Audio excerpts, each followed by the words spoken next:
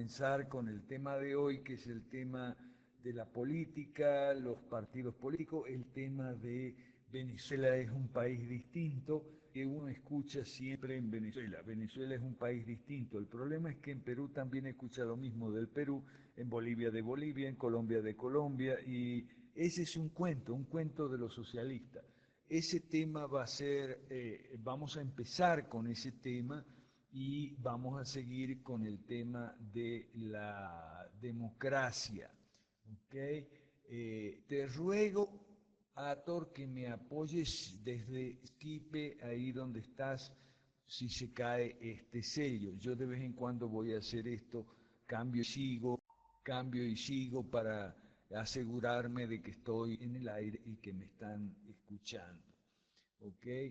Eh, vamos a hablar de, bueno, en la sesión pasada, los miércoles pasado, recordemos, esta es una sesión de todos los miércoles, de un par de horas. Primero hago yo una exposición, un relato, trato de ser breve y después hay preguntas de la gente.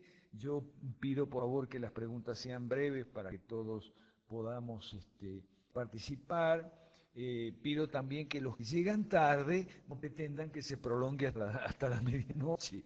Ok, bueno, entonces, y pido que me hagan las preguntas o también dudas o objeciones o planteamientos, comentarios, observaciones, en fin, lo que quieran intervenir, los que quieran participar brevemente, yo lo voy anotando y después respondo. Esa es más o menos la dinámica del aula virtual de los miércoles en la noche por Reformas América Latina, canal de sello.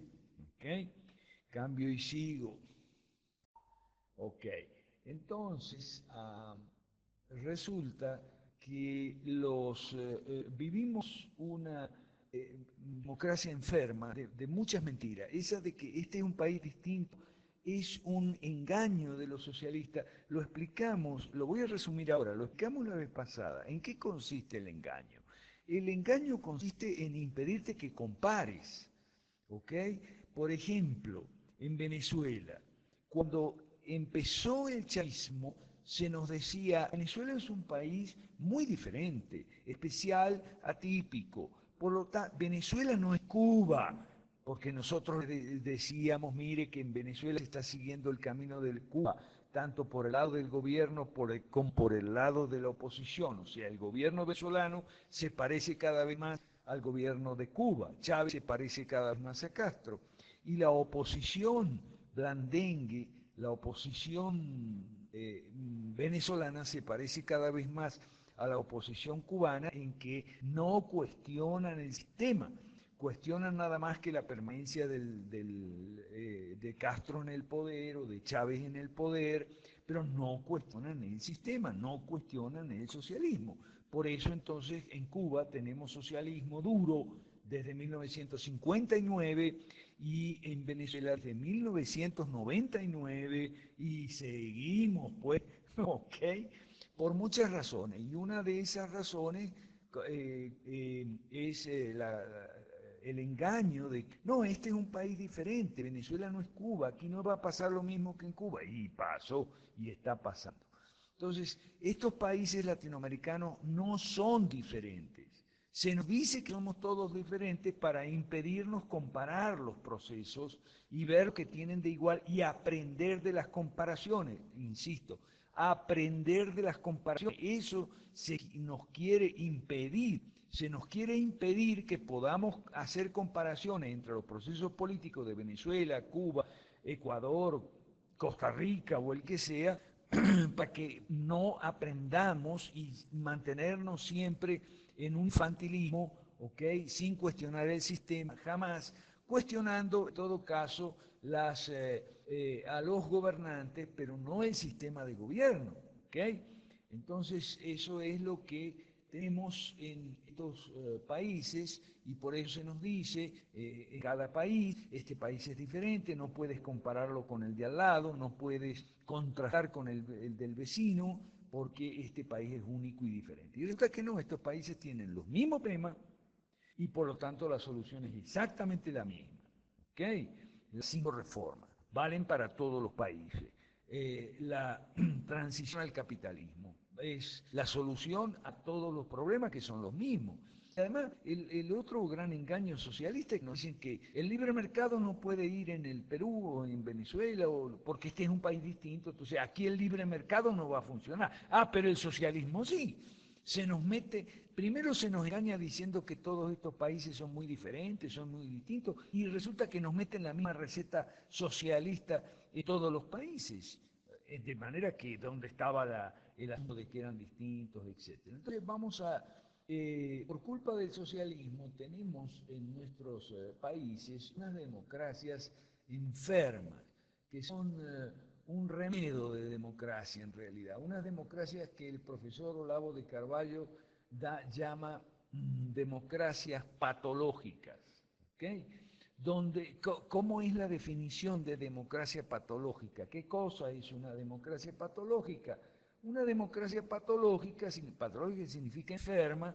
Usted puede elegir entre el partido tal que es socialista, el partido tal que es socialista, el otro partido que también es socialista, el partido aquel que es socialista.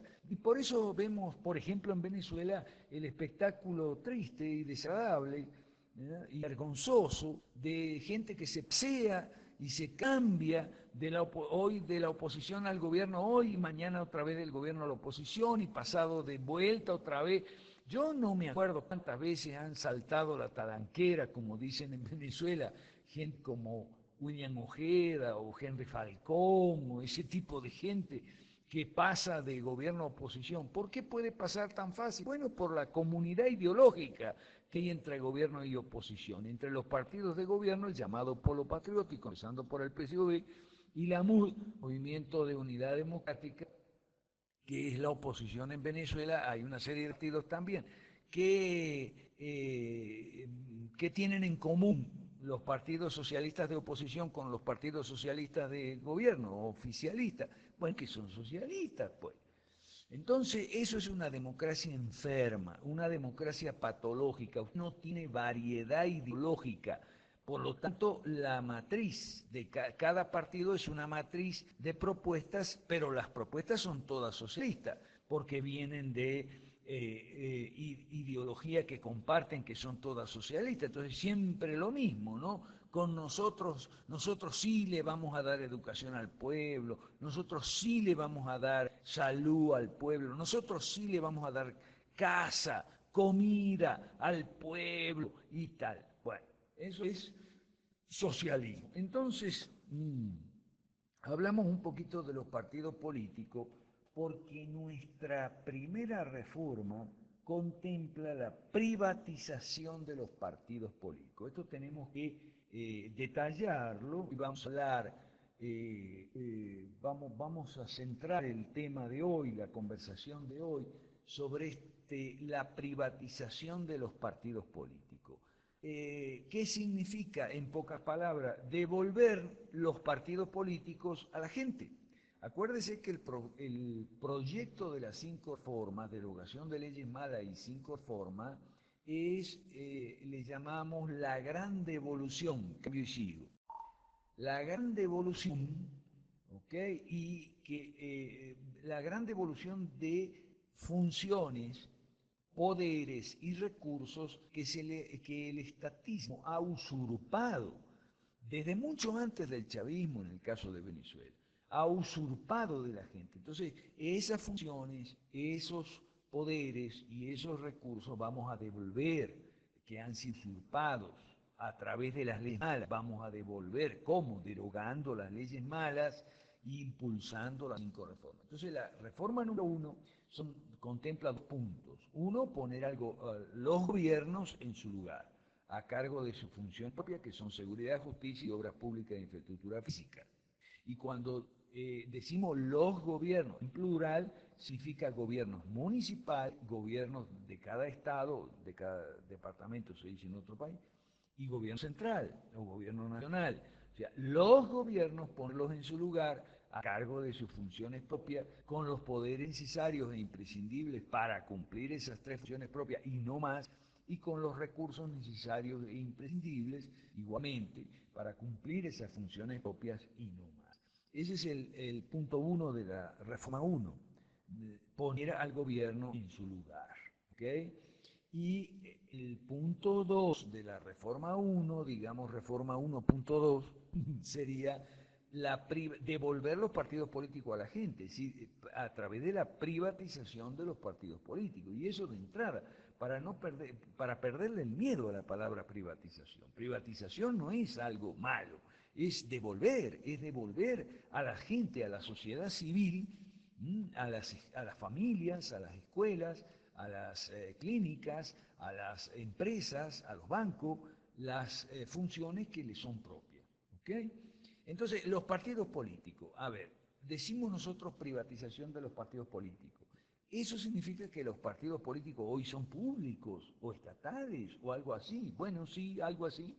Los partidos han sido secuestrados por el estatismo, es decir, a través de las leyes de los partidos políticos, y esto es igual en toda América Latina, no crea que es solo en Venezuela, a través de las leyes de partidos políticos, que son leyes malas y tenemos que derogar, se han estatizado los partidos políticos. Hoy en día los partidos políticos son prácticamente brazos del Estado. ¿Y cómo es eso? La política del garrote y la zanahoria. La zanahoria es el financiamiento público, ¿ok? Que en algunos países, ahí sí hay diferencias en las modalidades, ¿no? ¿Cómo es el financiamiento público de los partidos políticos en los diversos países? Bueno, en las modalidades hay diferencias. En algunos el Estado te financia al partido como tal, en otros no, en otros financia la campaña, pero de cualquier manera esto es absurdo y es antidemocrático por una razón muy simple. ¿Cómo es que van a financiar con mis impuestos a un partido comunista o la campaña de un partido comunista, la campaña electoral o de un candidato comunista, siendo que yo no soy comunista, soy anticomunista?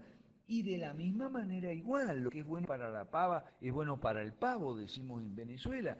No es justo que se financie un partido, digamos, liberal, con dinero de gente que es comunista. Y lo repito, porque esto hay que insistir, eso no es democrático. O sea, no es democrático que se use el dinero de un comunista por la vía de los impuestos para financiar un partido liberal, que no es comunista. ¿Ok? Entonces, para que vamos viendo claro esto, el financiamiento llamado público es, el tema financiamiento es clave, porque han satanizado el financiamiento privado. ¿Cómo han satanizado el financiamiento privado? Muy simple, nos han dicho, pero es que con el financiamiento privado las grandes empresas financian candidatos o financian campañas electorales o partidos políticos y después se cobran el favor con favores especiales de parte de los gobiernos, es decir, monopolios, privilegios, exenciones de impuestos o con licencias de importación, etcétera, etcétera. ¿Okay? Ahora bien, en este tema, como en muchos otros, el problema que ellos señalan es real. Atiéndame bien cómo le estoy explicando. El problema que señalan es real. Es cierto que hay empresas grandes, generalmente, que financian aventuras políticas, digamos, y después se cobran por el lado de los favores del Estado. Pero el remedio no es el remedio adecuado no es el que ellos han propuesto y han decretado, que es el financiamiento público. El remedio es acabar con el poder de dar ese tipo de favores en el Estado. Eso es parte de la reforma número 2, ¿me entiende?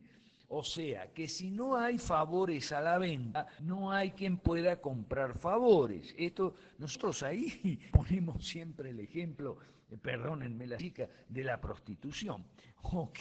Si no hay una chica que se venda, nadie puede comprar una chica o alquilar, digamos. ¿Okay? Bueno, con las empresas y los favores del gobierno pasa lo mismo. Si no hay la posibilidad o la potestad de los gobiernos de hacer ese tipo de favores a las empresas, entonces nadie de las empresas compraría candidatos o financiaría campañas electorales o partidos políticos. Entonces, el asunto es que el secuestro de los partidos políticos, se nos ha quitado, el partido político ya no es más una herramienta de la sociedad civil, en el sentido de ser una herramienta de un sector de la sociedad que piensa de una determinada manera, piensa socialista, o piensa conservador, o piensa liberal, o piensa demócrata cristiano, comunista o lo que sea, ¿ok?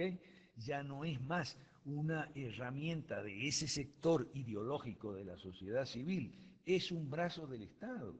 Y el tema financiamiento es el primero de una serie de sistemas de los cuales quiero hablar esta noche. Quiero que hablemos también cuando hagamos la ronda de preguntas. El tema financiamiento, entonces lo resumo para pasar al tema siguiente de esta forma. Ellos satanizan el financiamiento privado. Te dicen, no, es que el financiamiento privado no es bueno, pues las empresas compran entonces los partidos y las campañas. Claro, el problema es real, pero la solución no es la que ellos le dan. ¿Okay? El problema es, la solución es que el Estado no haga ese tipo de favor. Entonces, los partidos políticos van a depender de un financiamiento privado que es nuestro, que es de los ciudadanos. Además, en el contexto de las 5 reformas estamos previstos que todos seamos ricos o por lo menos más ricos o que salgamos de la pobreza y entonces vamos a tener plata para apoyar con nuestro dinero a un candidato X, a un partido X o la campaña electoral X o Z. Ese es el primer tema, el tema financiamiento que tiene que, yo lo puse de primero porque tiene que ver con la zanahoria. La zanahoria es la plata que dan. Te dan un dinero por cada voto, o te dan un dinero por cada afiliado, eso, ahí sí hay diferentes modalidades según la ley de partidos políticos de cada país. El segundo tema es el tema de la proliferación. Se nos dice, se nos sataniza la multiplicidad de los partidos políticos y se sataniza con la palabra proliferación. ¿Ok? Y cada campaña electoral, por ejemplo, en Perú es típico, cada campaña electoral te dicen, hay como 20 y pico de partidos políticos inscritos y tal, compitiendo, eso está mal, son demasiados, tendrían que reducirse. Un momentito. Si son demasiados o no son demasiados y si se reducirían o no el número de partidos políticos, eso debe depender de la gente, no del Estado.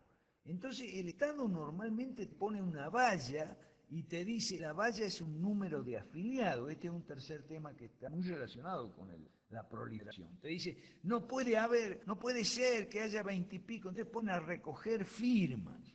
¿Okay? Lo cual es una hipocresía muy grande, porque firmas sabemos que se venden y se compran.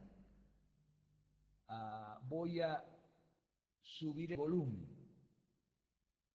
Ok, ya subí el volumen. Las firmas sabemos que se venden y se compran, y es un tema muy hipócrita este de las firmas, ¿no? ¿No? Que hay que recoger tal número de firmas, un porcentaje del padrón electoral o del registro electoral, un porcentaje, entonces hay que recoger tal cual número de firmas, se dicen. Y entonces, claro, ahí ponen una valla. Y todo es con se pretende justificar las vallas, o sea, las cortapisas, los obstáculos en la formación de partidos políticos con la satanizando una supuesta proliferación. Que no tiene nada, en principio no tendría nada de malo que hubiera 20, 30 partidos, si la gente se orienta a 20 o 30 partidos políticos. ¿Cuál es el problema? Que vayan todos a las elecciones, que compitan y ahí se verá cuál saca más votos. Y si uno no saca suficientes votos, no mete congresistas, etcétera, bueno, naturalmente desaparecerá, pero será un proceso de selección natural donde el poder de decisión lo tendría la gente, no el Estado. El Estado personificado en el organismo electoral, que en Venezuela se llama CNE, Consejo Nacional Electoral, en Perú se llama OMPE, Junta Nacional Electoral, OMPE, etcétera, etcétera. Bueno, entonces los nombres varían, pero la esencia del asunto es el mismo. ¿Ok? Entonces, somos nosotros, los ciudadanos, la sociedad civil, cambio y sigo, tal, eso está mal, son demasiados, tendrían que reducirse. Un momentito. si son demasiados o no son demasiados y si se reducirían o no el número de partidos políticos, eso debe depender de la gente, no del Estado. Entonces el Estado normalmente pone una valla y te dice, la valla es un número de afiliados. Este es un tercer tema que está muy relacionado con la proliferación. Te dice, no puede ser que haya 20 y pico, entonces pone a recoger firmas.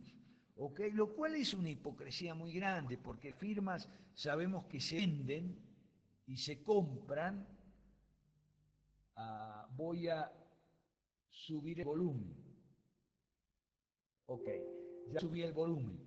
Las firmas sabemos que se venden y se compran, y es un tema muy hipócrita este de las firmas, ¿no? ¿No? Que hay que recoger tal número de firmas, un porcentaje del padrón electoral o del registro electoral, un porcentaje, entonces hay que recoger tal cual número de firmas, se dicen. Y entonces, claro, ahí ponen una valla.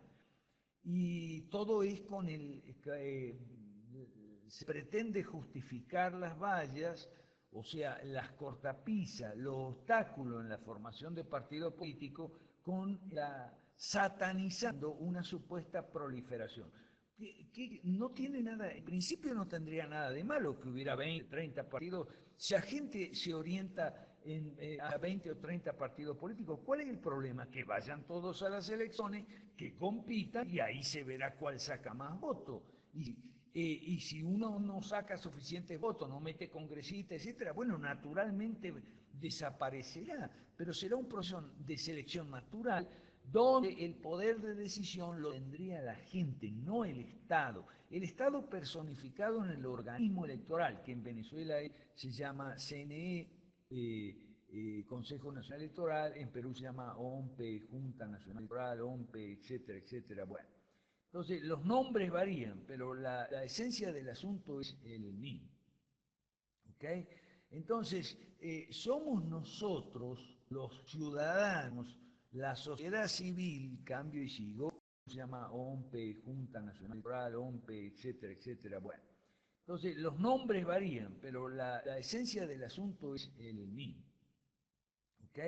Entonces, somos nosotros, los ciudadanos, la sociedad civil, cambio y sigo, sociedad civil, nosotros, los ciudadanos, la sociedad civil, los que tendríamos que tener el poder de decidir cuántos partidos va a haber, si va a haber muchos, si va a haber pocos, si va a haber 4, 5, si va a haber 20, si va a haber 2 o 3.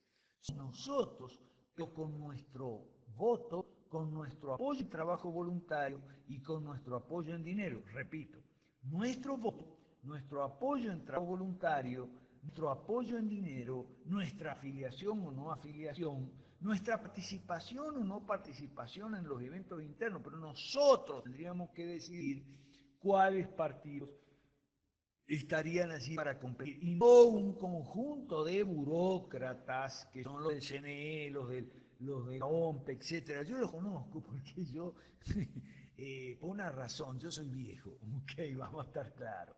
Entonces, para algunos eso es un defecto, para otros significa mucha experiencia. O sea, yo he tenido experiencia en una época, ya hasta trabajé en Venezuela en el Consejo Nacional Electoral, que se llamaba de otra manera, ni me acuerdo cómo se llamaba.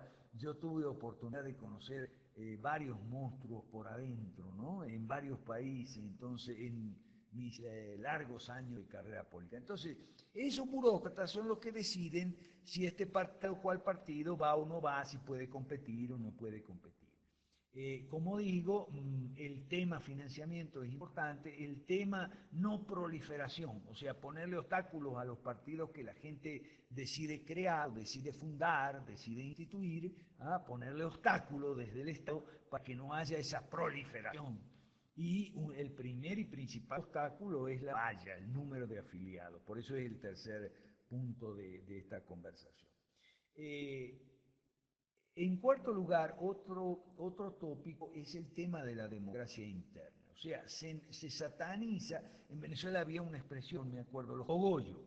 Esto es muy importante para los venezolanos que me están escuchando. La campaña contra los cogollos fue de Marcel Granier y su aliado Chávez. era su aliado, ¿ok? En un primer momento, porque él creía que los medios de comunicación podían sustituir a los partidos políticos. Entonces Chávez fue un aliado muy importante de ese bandido sinvergüenza llamado Marcel Granier. ¿Ok? Vamos a estar claros de qué estamos hablando. Entonces, después, claro, después Chávez le quitó el canal de televisión a Marcel Granier. ¡Bien hecho! Así paga el diablo.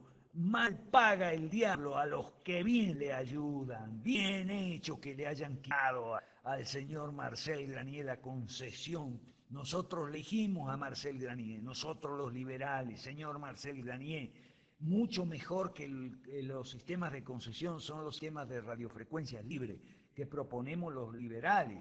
Eso le convendría a usted, porque usted no tendría que depender de la concesión gaseosa de un gobierno de turno que hoy se la puede dar y mañana se la puede quitar. Y mañana le puede decir, como le dijo Chávez, no te la renovamos, tururú, tururú. Ok, entonces, esto tal vez le suene raro a alguna gente. Vamos a abrir una ronda de preguntas y cuestionamientos porque normalmente la oposición siempre defiende a Marcel Granier y dice RCTV es nuestro, ese tipo de cosas.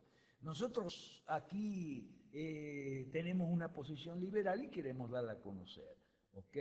No, no es que tenemos nada contra Marcel Granier, simplemente que los liberales apoyamos, o sea, no apoyamos el sistema de licencias estatales para las estaciones radioeléctricas, tanto de radio como de televisión, y sí apoyamos el sistema de frecuencias libres. Esto lo explicamos un poquito la sesión pasada. Cambio y sigo. Ok. Bien, entonces tenemos el tema el tema de la democracia interna. Volvemos un poquito. El tema de la democracia interna es el de los famosos cogollos. Había cogollos en los partidos políticos de Venezuela, es decir, había grupitos enquistados que impedían la democracia interna en los partidos AD y COPEI. Hay que decir que sí. Pero aquí de vuelta vamos los liberales a lo mismo. Los socialistas a veces apuntan y señalan y denuncian problemas reales. La cuestión es que la solución que decretan no es la mejor ni es buena. La solución es peor que la enfermedad, el remedio es peor que la enfermedad. ¿Ok? Entonces, a ver, los cogollos, los grupitos, digamos, oligárquicos, burocráticos que se enquistaban, pero por supuesto, mire, por ejemplo, el señor Eduardo Fernández fue 15 años secretario general de COPEI, 15 años, imagínese, y el grupito de los llamados eduardistas en COPEI, 15 años, y eso fue antes que Chávez, ¿eh? Y bueno, el señor Caudillo Alfaro Usera en Acción Democrática, ni hablar. Y después el señor Henry Ramos Ayub, que es secretario general de Acción Democrática desde hace 25 años. Entonces, quiere decir que los socialistas, estos remedios no solo son peores que la enfermedad, sino que resultan inefectivos, porque la ley de partidos políticos no ha podido impedir que el señor Ramos Ayub sea 25 años, un cuarto de siglo, secretario general de Acción Democrática, okay, y su grupo, ¿no? Esto es importante, los liberales no tenemos nada con el señor Ramos Ayub, nuestro problema es con el sistema, no con personas, ¿ok? Bueno, entonces el tema de la democracia interna es el mismo. A través de las leyes de partidos políticos, los burócratas pretenden decidir si tal o cual dirigencia partidaria es democrática o no es democrática y pretendiéndose fijar procedimientos para la renovación de autoridades cuando los liberales planteamos que es la gente la que debe decidir. Es decir, vamos a estar claros, el tema es este. Si la gente que se afilia a un partido quiere que una persona sea secretario general por 15 años, como Eduardo Fernández, o por 25, como Henry Ramos Ayub, eso no hay ningún problema. Si alguien está disconforme, esto que voy a decir es muy importante, si alguien está disconforme, pues se sale del partido y se acabó. No se necesita una ley de partido político y una burocracia que supuestamente promueve una democracia interna. Ya se ve que los remedios son inefectivos. son un remedio peor que la enfermedad. Los remedios son inefectivos porque no logran impedir el mal que dicen querer impedir. Y los remedios son peores que la enfermedad porque nos quitan a nosotros, los ciudadanos, la sociedad civil, como dicen en Venezuela, la posibilidad de decir, sí, yo quiero que el señor fulano o el grupo fulano que dirige mi partido en este momento, se prorrogue una vez más su mandato. ¿Ok? Pero supongamos que ya sea la tercera o cuarta vez que se prorrogue. Bueno, no hay problema, eso es como una empresa, digamos. Si yo quiero que una directiva, creo que lo ha hecho bien y quiero que se prorrogue, ¿cuál es el problema?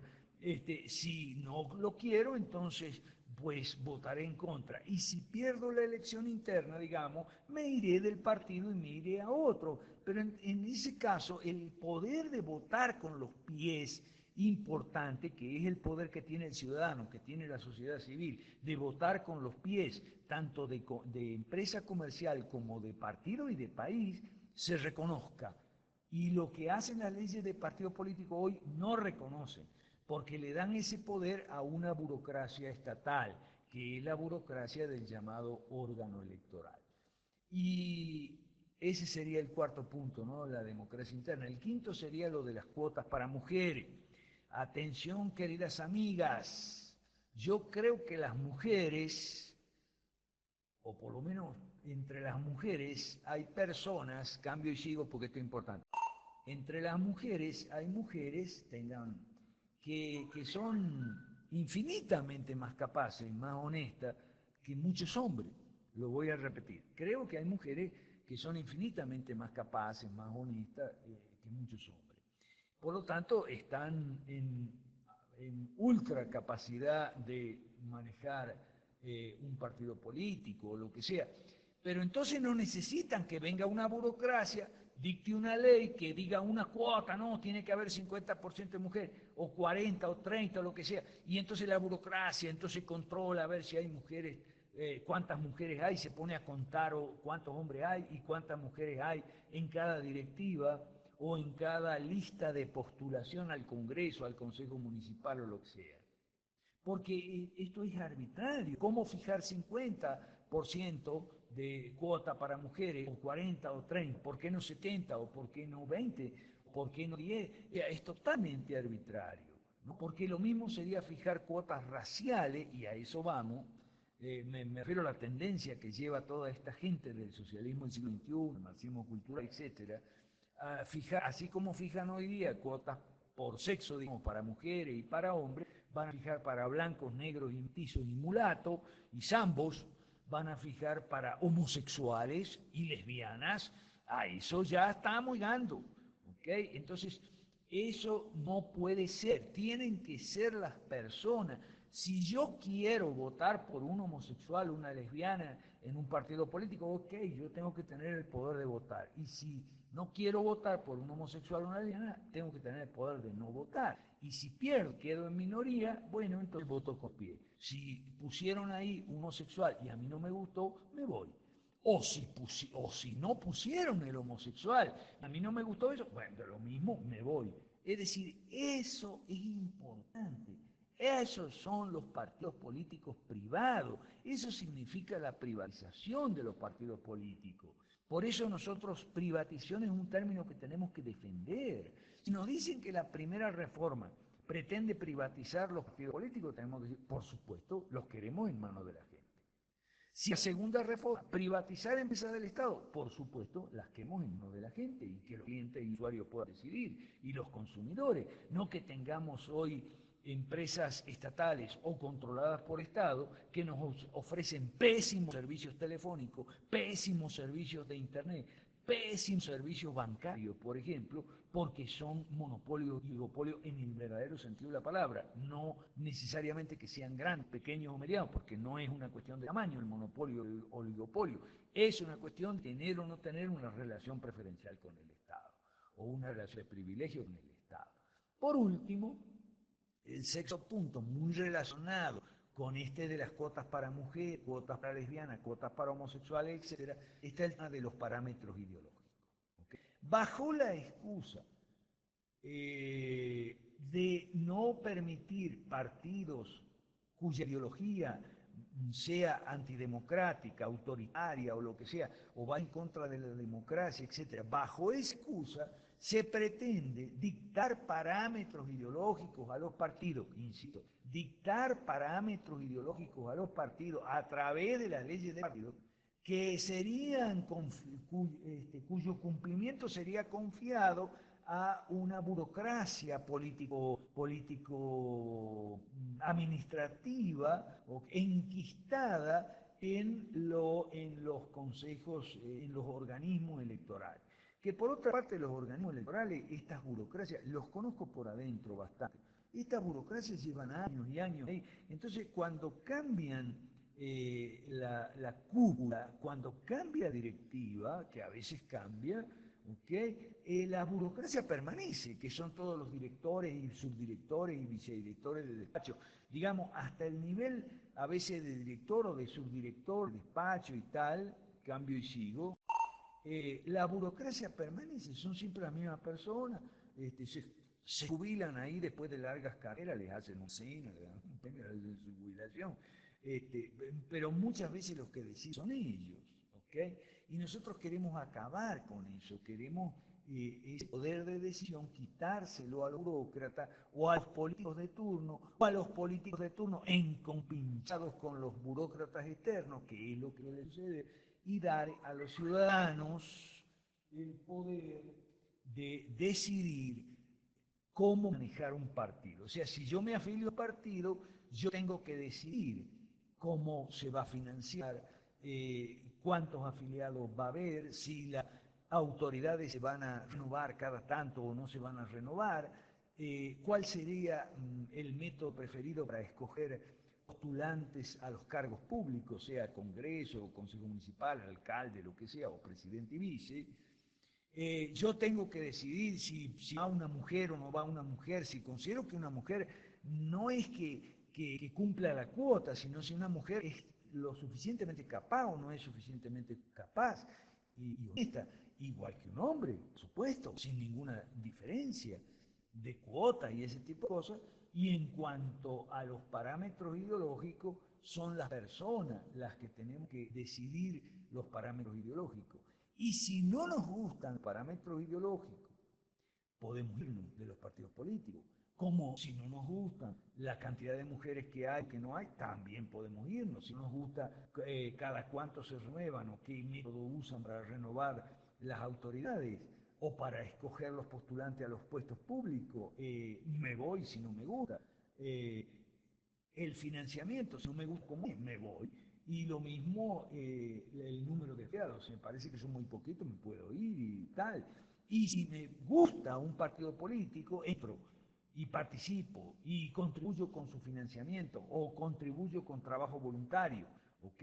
O contribuyo con mi voto, o sea, votando por ese partido.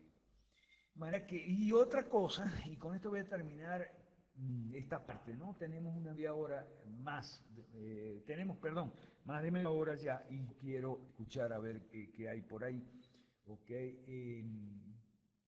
El tema, bueno, de los parámetros ideológicos nos lleva al tema que habíamos hablado de una democracia verdadera. Una democracia verdadera es una democracia donde usted puede escoger entre partidos de derecha, o sea, una democracia sana, partidos de izquierda o partidos de centro o partidos de derecha. Usted puede escoger. En cambio, en una democracia patológica, usted puede escoger entre partidos de izquierda o partidos de izquierda o partidos de izquierda. ¿Okay?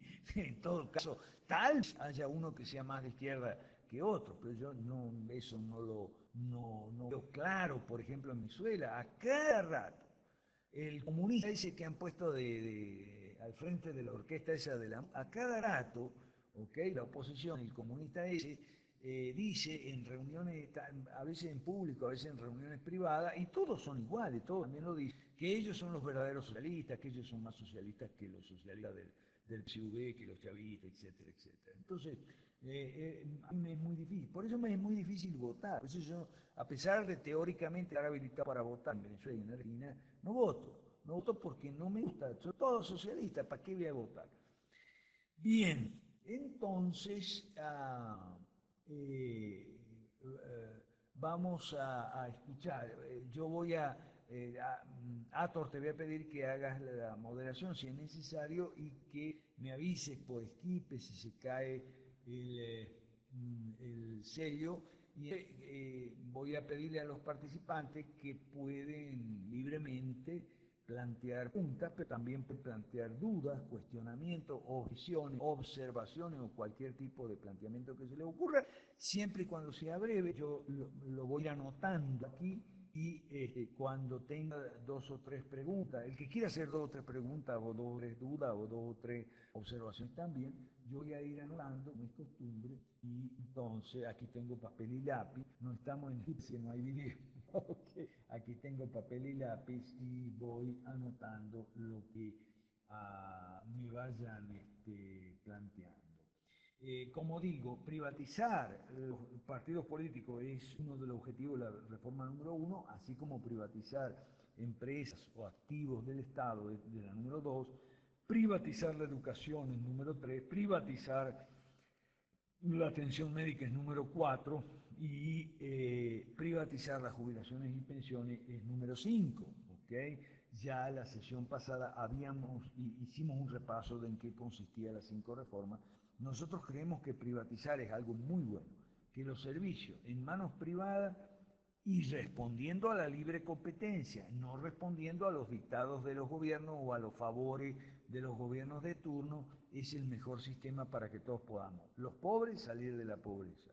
La clase media, el que quiera prosperar y convertirse en hacerse rico, porque claro que sí, ser rico no es malo, como decía Chávez. De hecho, la hija de Chávez es una de las personas más ricas.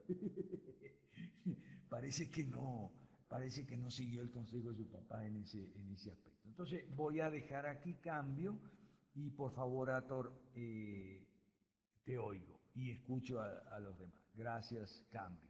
Es muy difícil votar, por eso yo, a pesar de teóricamente estar habilitado para votar en Venezuela y en Argentina, no voto. No voto porque no me gusta, soy todo socialista, ¿para qué voy a votar? Bien, entonces eh, vamos a escuchar. Yo voy Ator, te voy a pedir que hagas la moderación si es necesario y que me avises por Skype si se cae el sello.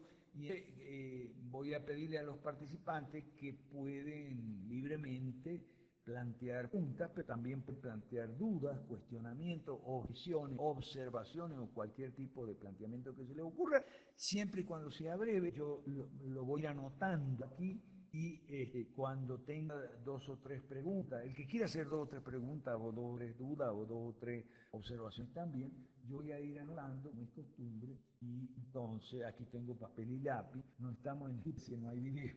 Okay. Aquí tengo papel y lápiz y voy anotando lo que me vayan planteando.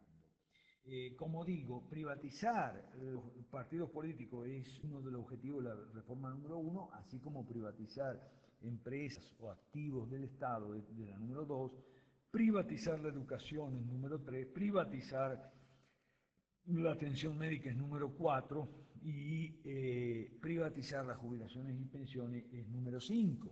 ¿Okay? Ya la sesión pasada hicimos un repaso de en qué consistía las 5 reformas. Nosotros creemos que privatizar es algo muy bueno, que los servicios en manos privadas y respondiendo a la libre competencia, no respondiendo a los dictados de los gobiernos o a los favores de los gobiernos de turno, es el mejor sistema para que todos podamos. Los pobres salir de la pobreza. La clase media, el que quiera prosperar y convertirse en hacerse rico, porque claro que sí, ser rico no es malo, como decía Chávez. De hecho, la hija de Chávez es una de las personas más ricas. Parece que no, parece que no siguió el consejo de su papá en ese aspecto. Entonces voy a dejar aquí cambio y por favor, Ator, te oigo y escucho a los demás. Gracias, cambio. De hecho, la hija de Chávez es una de las personas más ricas. Parece que no siguió el consejo de su papá en ese aspecto. Entonces voy a dejar aquí cambio y por favor, Ator, te oigo y escucho.